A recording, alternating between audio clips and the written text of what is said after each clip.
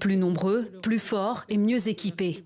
C'est l'inquiétant constat des experts des Nations Unies sur le développement du M23 dans le Nord Kivu.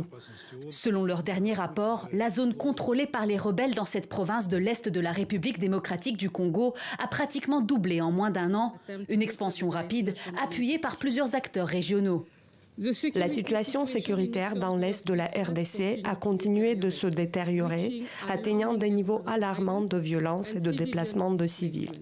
Le gouvernement rwandais a renforcé son soutien au M23, lui permettant de réaliser des gains territoriaux majeurs à travers le territoire de la RDC. Cette évolution rapide de la crise du M23 risque de provoquer un conflit régional plus large.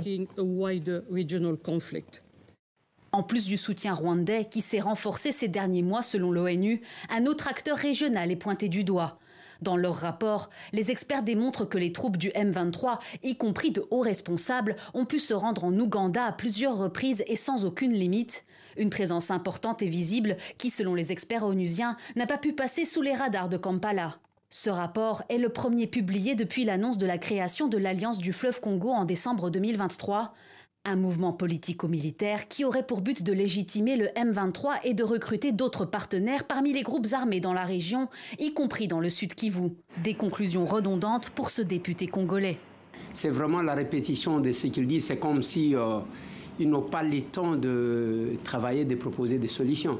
C'est juste les rappels, on prend les mêmes choses qu'on adapte par rapport à la date. Ainsi de suite, la situation que nous connaissons, la MONUSCO, est là chez nous depuis plusieurs années. Mais c'est peut-être à la sortie qu'on revient sur les mêmes choses sans qu'il y ait changement. La montée de l'utilisation des enfants soldats figure également dans les conclusions du rapport. Des enfants de 10 ou 12 ans recrutés en RDC dans les zones contrôlées et parfois enrôlés de force ont été répertoriés, et même dans les camps de réfugiés au Rwanda. Kigali a déclaré que la RDC a tous les moyens de désamorcer la situation, mais que le Rwanda continuera à se défendre d'ici là.